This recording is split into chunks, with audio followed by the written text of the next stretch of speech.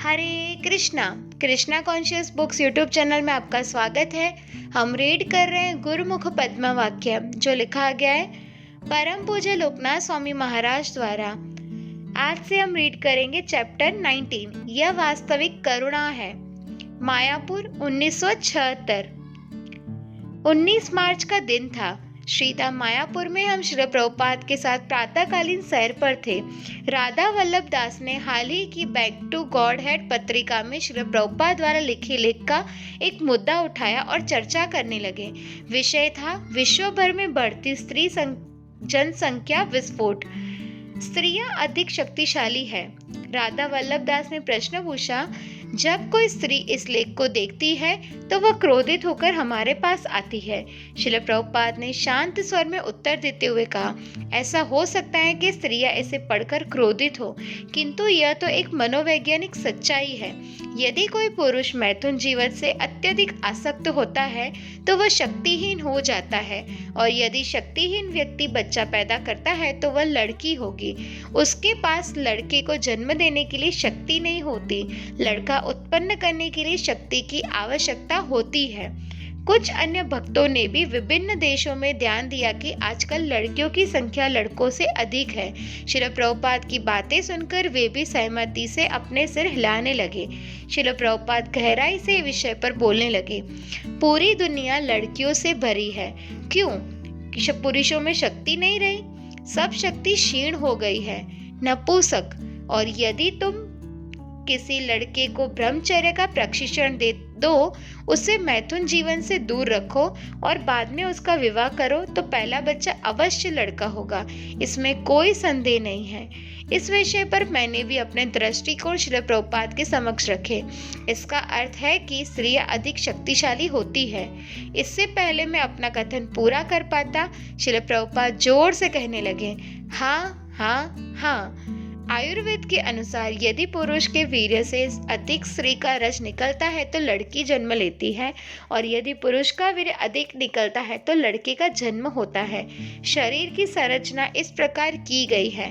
यद्यपि विभिन्न देशों एवं सभ्यताओं में स्त्रियों को विभिन्न दृष्टिकोण से देखा जाता है, तथापि श्रील प्रभुपाद ने स्त्री पुरुष सभी को उनकी ब्राह्मण योग्यताओं के अनुसार सेवा में संलग्न रखने के लिए प्रयास किए।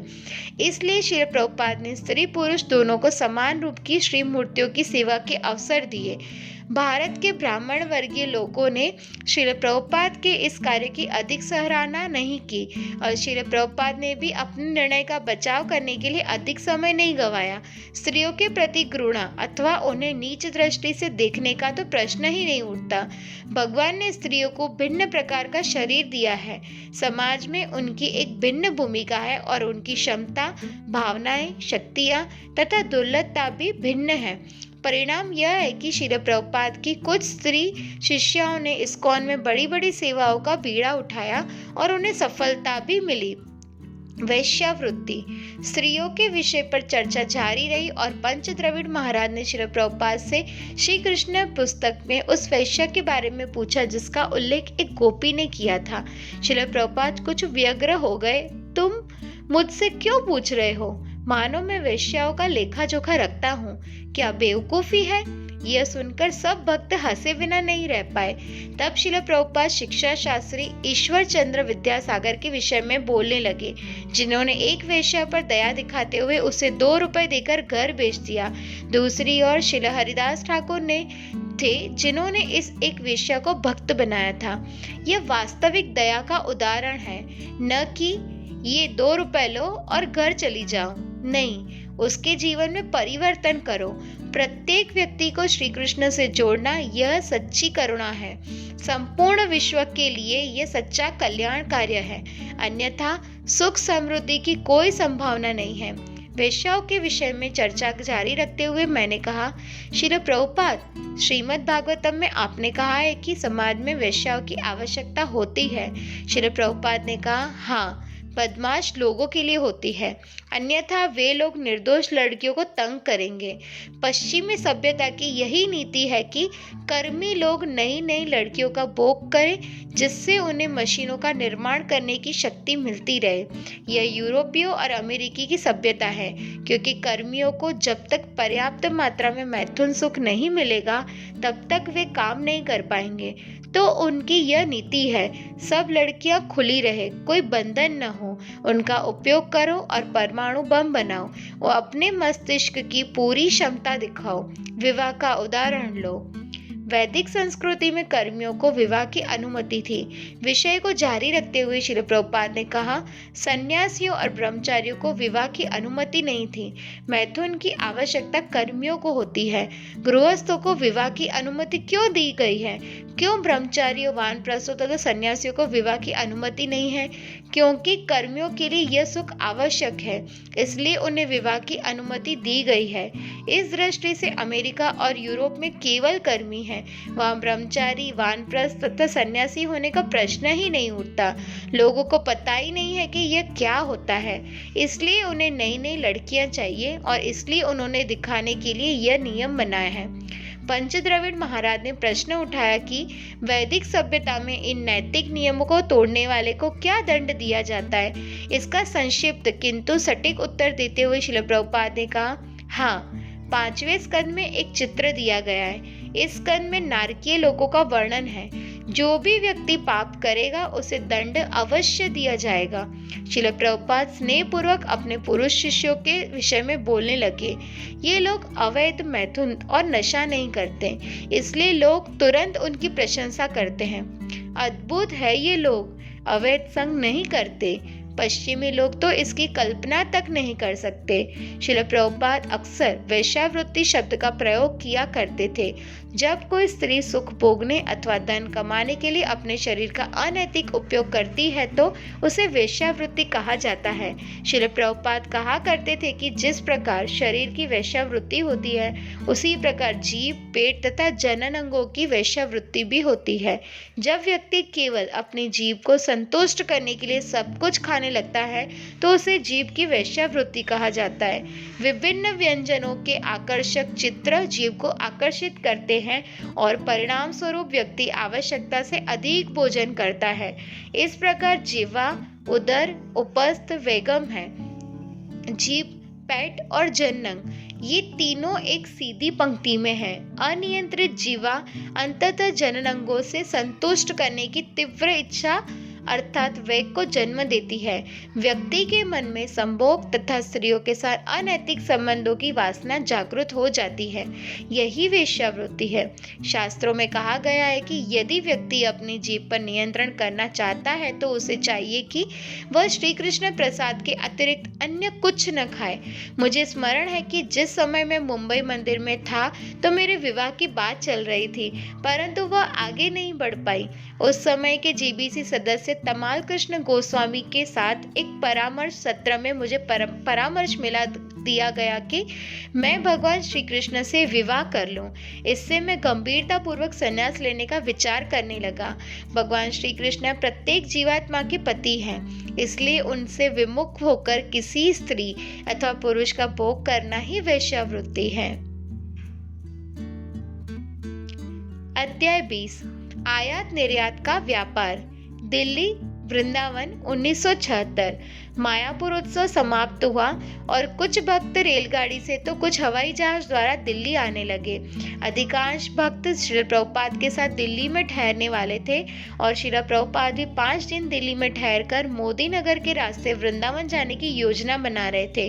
वृंदावन में कृष्ण बलराम मंदिर के उद्घाटन का पहला वर्षगांठ महोत्सव मनाया जाने वाला था।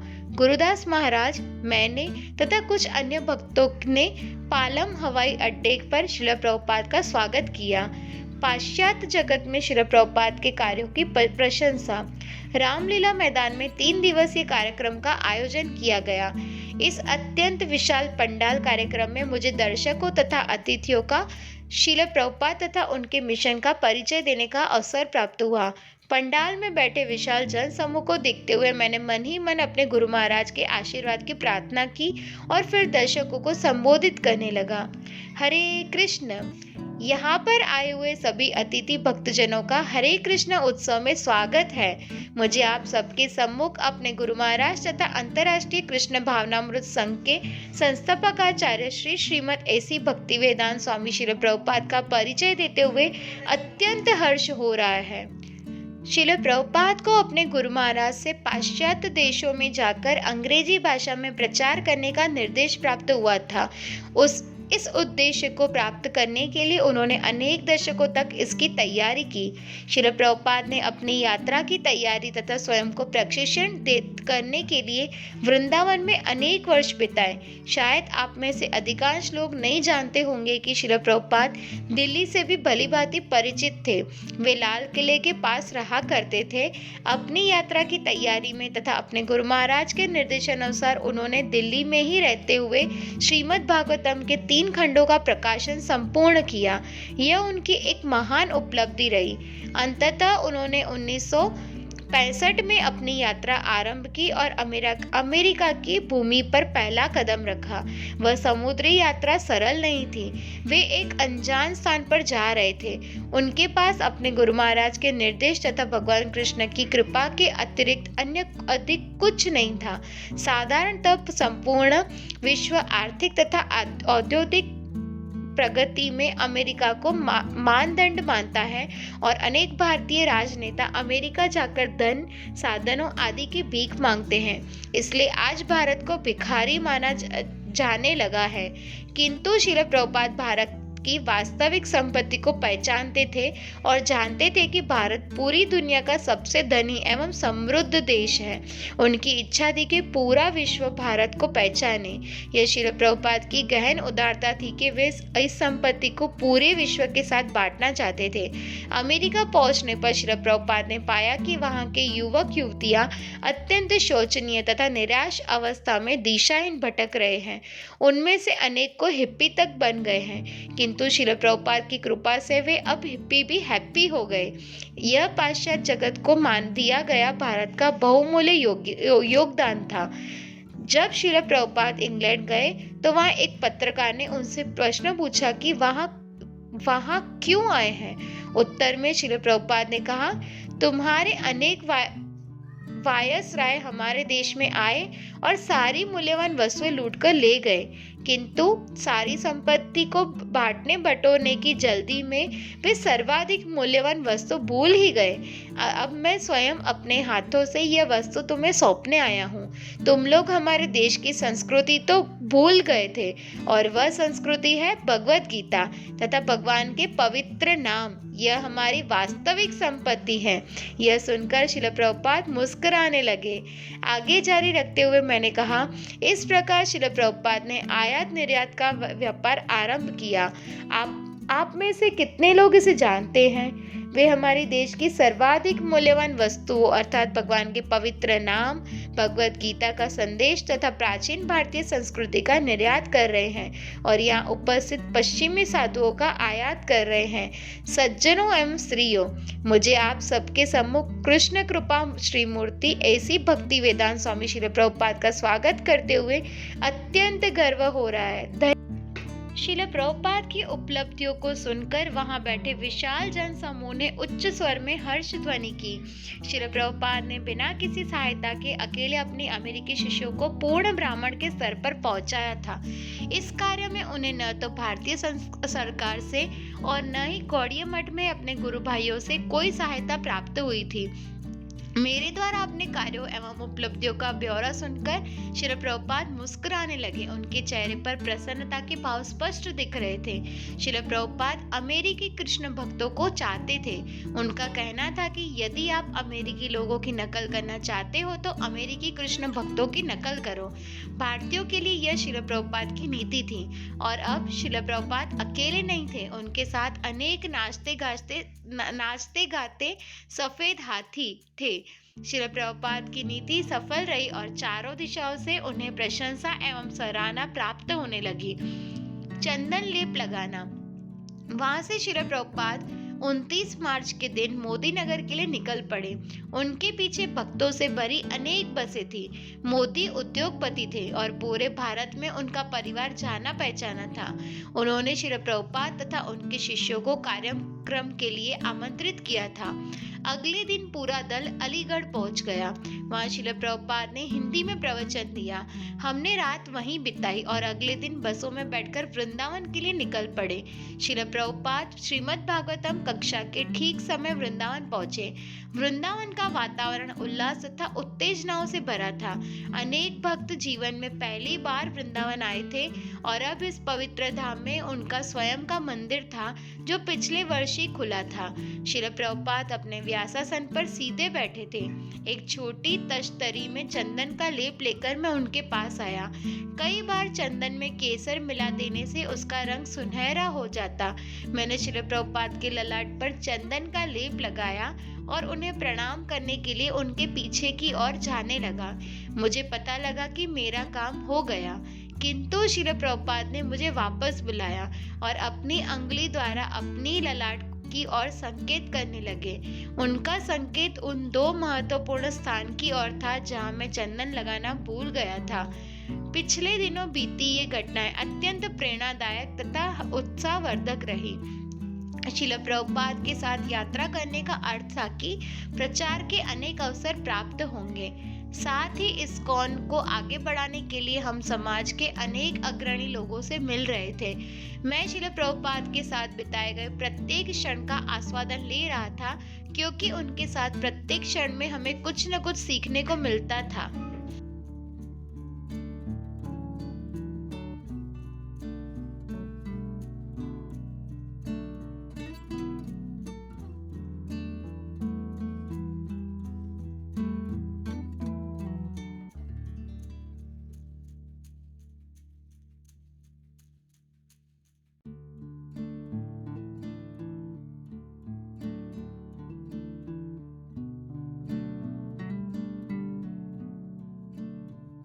उसकी बारीकियों पर सावधानी पूर्वक ध्यान देना चाहिए। अध्याय 21। जब श्रील प्रभुपाद ने सौदा किया। वृंदावन 1976 अप्रैल का महीना था। उत्सव तथा दीक्षा के कारण वृंदावन में विश्व भर से भक्तों का तांता लगा था। श्रील प्रभुपाद के साथ प्रातःकालीन सैर के दौरान अनेक भक्त उनके साथ आते। इन प्रातःकालीन सैरों में कई बार हमें श्रील प्रभुपाद के प्रत्यक्ष निर्देश प्राप्त होते। एक दृष्टि से देखा जाए तो इस दौरान श्रील प्रभुपाद हमें अनेक विषय पर व्यावहारिक प्रशिक्षण देते। कई बार वे ऐसे कार्य करते जो बाह्य दृष्टि से अत्यंत नगण्य अथवा महत्वहीन थे। कई बार वे कुछ खरीदारी करते, कई बार हमें कुछ निर्देश देते और कई बार केवल शास्त्रों से कुछ प्रसंग अथवा दृष्टांत सुनाते। उस दिन हम देखने वाले थे कि किस प्रकार श्रील प्रभुपाद व्यापार तथा सौदा करने में भी कितने पटु थे। 5 अप्रैल के दिन सैर करते हुए हम एक उद्यान से होकर गुजर रहे थे। हमें एक वृक्ष के नीचे सब्जी बेचने वाला एक व्यक्ति दिखाई दिया। वह टोकरी भरकर सहजन की फलियां बेच रहा था। श्रील प्रभुपाद ने इस सब्जी वाले को देखा और सीधे उसके पास जा पहुंचे और हिंदी में बोलते हुए उसके साथ भावतोल करने लगे। मैंने सोचा, श्रील प्रभुपाद को ऐसे छोटे से कार्य में उलझने की क्या आवश्यकता है। क्योंकि उस समय श्रील प्रभुपाद के साथ हिंदी बोलने वाला एकमात्र भक्त मैं था। मैंने उनसे पूछा, श्रील प्रभुपाद, क्या हम आपके लिए कुछ फलियां खरीदें? किंतु श्रील प्रभुपाद नहीं चाहते थे कि मैं उनके कार्य में कोई हस्तक्षेप करूं। उन्होंने कहा, नहीं, मैं बात कर लूंगा, हम पूरी टोकरी खरीद लेंगे। दाढ़ी वाले उस दुकानदार ने सब्जी का दाम बहुत अधिक बताया था और श्रील प्रभुपाद कड़क आवाज में मना कर रहे थे। नहीं, तुम बहुत अधिक बोल रहे हो, मैं पूरी टोकरी खरीद लूंगा। दुकानदार समझ गया कि श्रील प्रभुपाद खरीदारी में मंझे हुए हैं और यह देखकर उसने तुरंत अपना मूल्य कम कर दिया। ऐसा हो सकता है कि एक साधु का सम्मान करने तथा उसे अपनी सब्जी बेचकर प्राप्त होने वाले पुण्य का अनुमान लगाकर भी उसने अपना मूल्य कम कर दिया हो। कुछ भी हो, अंततः सौदा हो गया और दुकानदार थोड़ा थोड़ा करके अपने लोहे के तराजू पर उन फलियों को तोलने लगा। इसे 2.5 रुपए में दे दो। श्रील प्रभुपाद बोले। यह सुनकर हम दंग रह गए। गुरुदास महाराज ने इस सौदे के लिए श्रील प्रभुपाद का अभिवादन किया। मेरे पिताजी ऐसा ही किया करते थे, श्रील प्रभुपाद ने कहा। वे अक्सर पूरी टोकरी खरीद लाते, क्योंकि पूरी टोकरी खरीदने पर दुकानदार सस्ते भाव में दे देता है, अन्यथा वह दिन भर वहां बैठना पड़ेगा। परिवार में टोकरी भर सब्जी की आवश्यकता नहीं होती थी और तब मेरी माँ पिताजी पर गुस्सा हो जाती। तुम इतनी सारी सब्जियां ले आते हो और इसमें से अधिकतर खराब हो जाती है। उस समय श्रील प्रभुपाद ने ऐसे अनेक शिष्य थे जो उनके लिए ये छोटे मोटे कार्य कर सकते थे। मुझे लगा कि एकमात्र भारतीय शिष्य होने के नाते यह मेरा कर्तव्य है कि मैं ऐसे कार्यों में श्रील प्रभुपाद की सहायता करूं। साथ ही मैं विचार करने लगा, श्रील प्रभुपाद को यह सब करने की क्या आवश्यकता है। श्रील प्रभुपाद हम सबको सिखाना चाहते थे कि यदि हम लोग भारतीय दुकानदारों से खरीदारी करते समय चतुराई से काम नहीं लेंगे तो अवश्य ठगे जाएंगे। इन सब बातों से अनजान विदेशी भक्त अक्सर धोखा खाकर आते थे। श्रील प्रभुपाद ने वृंदावन में अनेक वर्ष बिताए थे और उन्होंने वहां के लोग, संस्कृति, रहन सहन तथा व्यापार शैली को अधिक निकटता से देखा था। इलाहाबाद में प्रयाग फार्मेसी के नाम से उनका खुद का व्यापार था। वहां वे बॉस प्रयोगशाला में बनी विभिन्न औषधियां बेचा करते थे। एक डॉक्टर घोष थे जो रोगियों के रोग का निदान करके औषधि लिखते और अभय यानी श्रील प्रभुपाद उनकी पूर्ति करते। बदले में डॉक्टर घोष को वे औषधियां लिखने के लिए श्रील प्रभुपाद की ओर से 25% दलाली मिलती।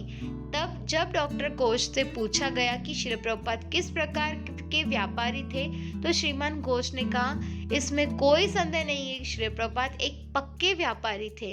श्रील प्रभुपाद हमें सिखाना चाहते थे कि भारत में खरीद फरोख्त किस प्रकार होता है।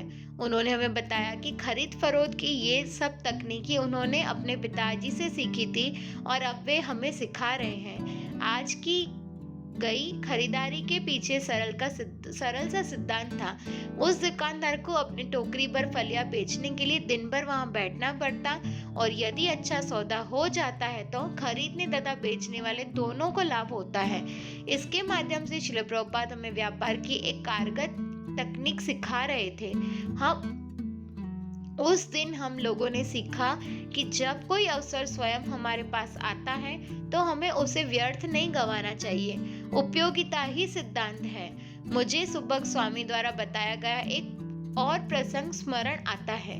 उस दिन मायापुर में प्रातः सैर करते हुए श्रील प्रभुपाद ने सीधे एक किसान से ताजी सब्जियों की टोकरी खरीदी थी।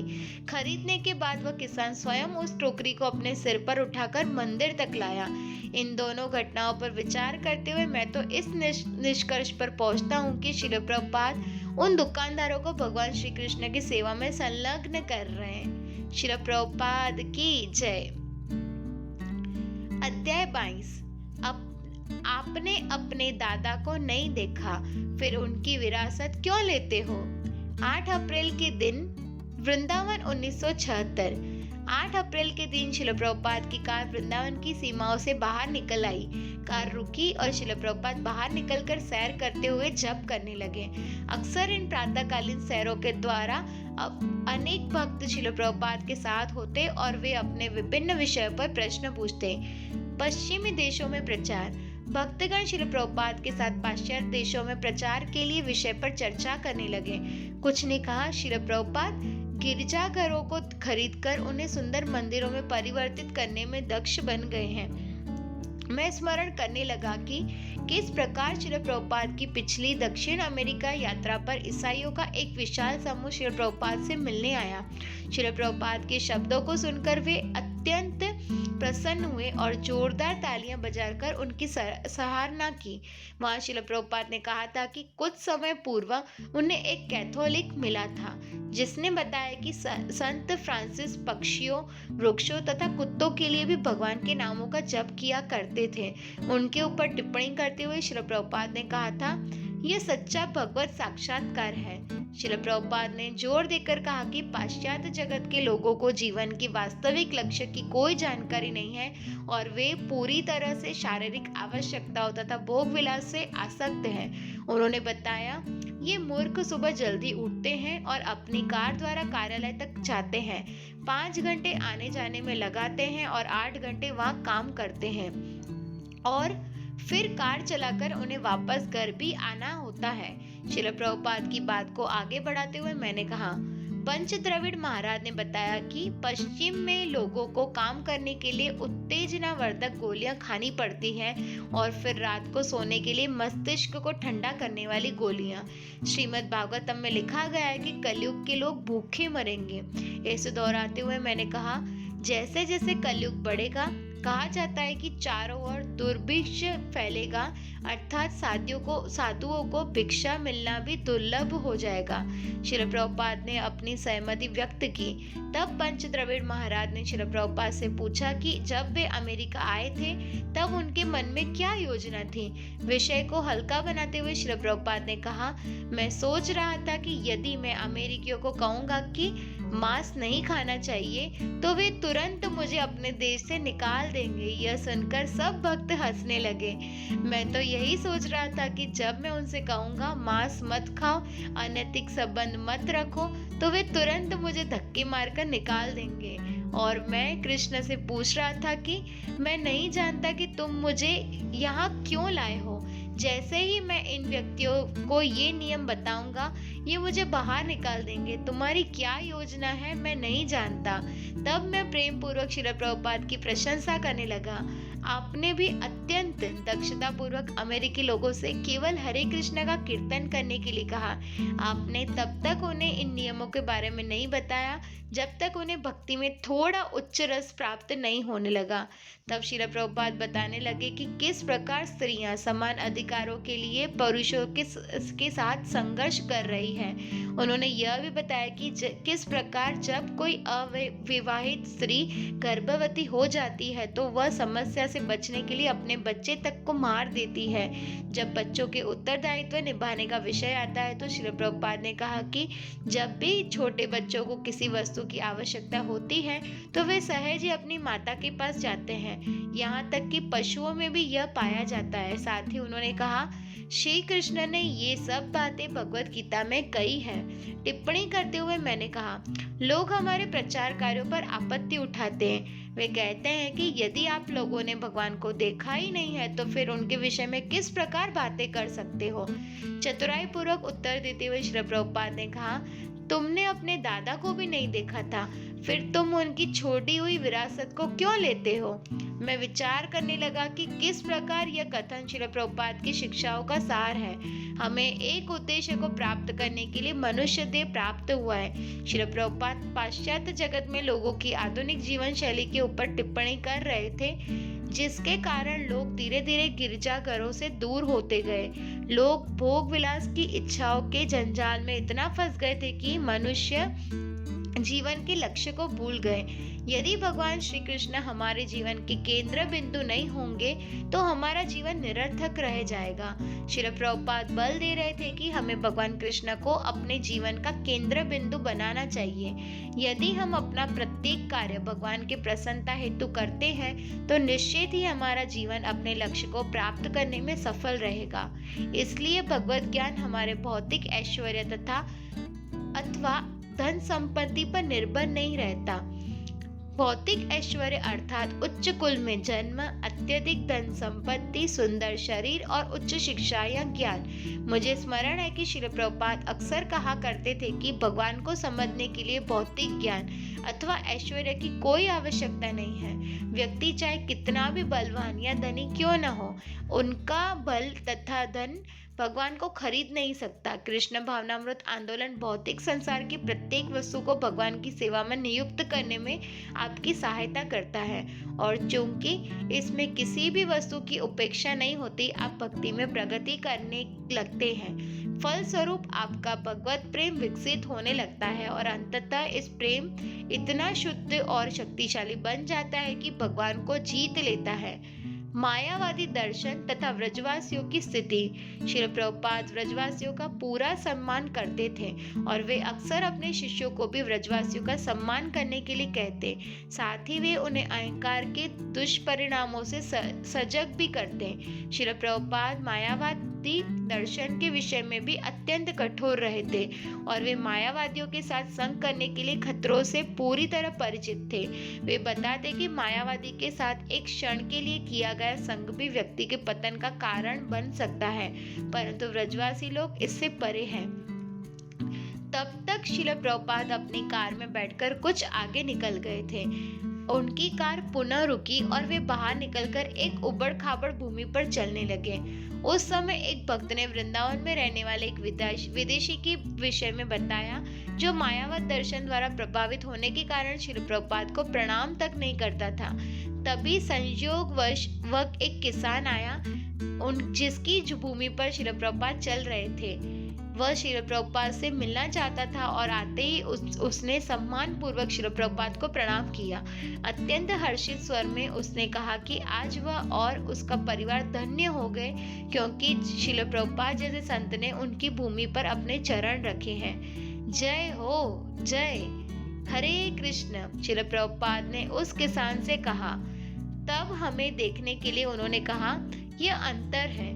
एक व्यक्ति पिछले 9 वर्षों से यहाँ रह रहा है, परंतु वह प्रणाम नहीं करता, और दूसरी ओर यह किसान है जो अत्यंत प्रसन्नता पूर्वक प्रणाम कर रहा है। मायावादी भाष्य।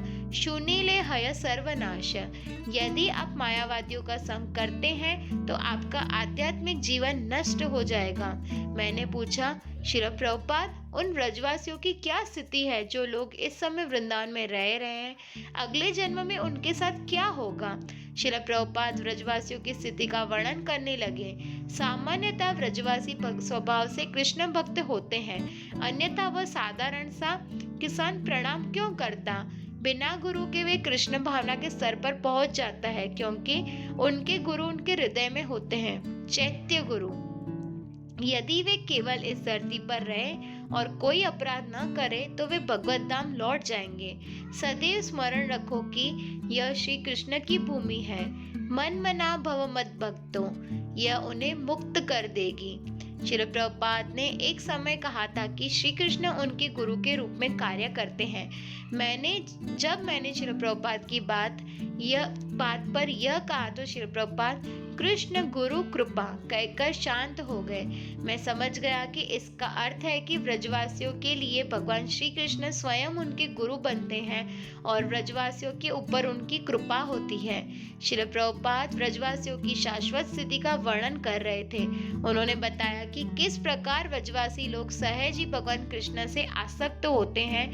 बस यदि ये लोग कोई पाप न करे तो निश्चित ही भगवान के धाम पहुंच जाएंगे। उस किसान द्वारा श्रील प्रभुपाद के किए गए आदर सम्मान को देखकर मुझे व्रजवासियों की महान स्थिति पर और अधिक विश्वास हो गया। चैतन्य चरितामृत में कहा गया है कि मायावादी कृष्ण अपराधी अर्थात निराकार मायावादी भगवान कृष्ण के प्रति अपराधी होते हैं। श्रील प्रभुपाद हमें कृष्ण अपराधियों के बारे में जानकारी दे रहे थे। वह विदेशी श्रील प्रभुपाद की महान सिद्धि को समझ नहीं पाया। मायावादियों का भगवान श्री कृष्ण के साथ कोई संबंध नहीं होता। दूसरी ओर व्रजवासी अपने उदाहरण से सिखाते हैं तथा प्रेम एवं करुणा पूर्वक भगवान तथा उनके भक्तों की सेवा करते हैं। उन्हें भगवान में अटल विश्वास होता है और वे मायावाद दर्शन से दूर रहते हैं। श्रील प्रभुपाद अक्सर कहा करते थे कि भगवान कृष्ण ही हमारे हृदय में व्याप्त गुरु है तथा वे ही बाहर गुरु का रूप लेकर हमारे समक्ष आते हैं। इस प्रकार सच्चे शिष्य को दोनों प्रकार से ज्ञान प्राप्त होता है और इसे ही गुरु कृष्ण कृपा कहते हैं। व्यक्ति को बस सावधानी पूर्वक इस ज्ञान को स्वीकार करना है और गंभीरता पूर्वक अपने जीवन में इसका पालन करना है। कलयुग में वैराग्य। श्रील प्रभुपाद ने कहा, वैदिक संस्कृति वनों पर केंद्रित रहती थी, गांवों पर नहीं। अपनी जिज्ञासा रखते हुए मैंने कहा, किंतु उस समय द्वारका जैसे बड़े नगर भी हुआ करते थे। इस पर श्रील प्रभुपाद ने उत्तर दिया, हाँ, नगर भी होते थे, किंतु जीवन की सफलता प्राप्त करने के लिए वन आदर्श है। वनम गतो यद्यरिमा श्रेयते, अर्थात वन में जाकर भगवान श्री कृष्ण का आश्रय लो और यही जीवन की पूर्णता है। अपनी प्रतिक्रिया व्यक्त करते हुए मैंने कहा, किंतु आजकल वन बचे ही नहीं हैं। श्री प्रभुपाद ने कहा, अमेरिका और अफ्रीका में अभी भी अनेक वन हैं। अक्षयानंद ने कहा, परंतु अपनी आदतों के कारण कलयुग में हमारे लिए वन में रहना संभव नहीं है। वैदिक समय में समाज वर्णाश्रम प्रणाली पर आधारित था। बचपन से बच्चों को ब्रह्मचर्य की शिक्षा दी जाती थी और शिक्षा के पश्चात वे विवाह करके गृहस्थ आश्रम में प्रवेश करते थे। गृहस्थ आश्रम के अन्य अपने उत्तरदायित्वों से मुक्त होने के बाद वे वन अथवा तीर्थ यात्रा पर निकल जाते थे। इसे वानप्रस्थ आश्रम कहते हैं। पूर्वे पूरी तरह भगवान तथा अपने भक्त उनके भक्तों पर आश्रित रहते थे। अंततः वे संन्यास आश्रम स्वीकार करते थे। वैदिक समय में लोगों की सहज ही वैराग्य तथा त्याग में रुचि होती थी। आधुनिक सभ्यता का ढांचा इस प्रकार बना है कि प्रातः कोई भी व्यक्ति वन में आकर जाकर पूरी तरह श्री कृष्ण पर आश्रित जीवन व्यतीत नहीं कर सकता।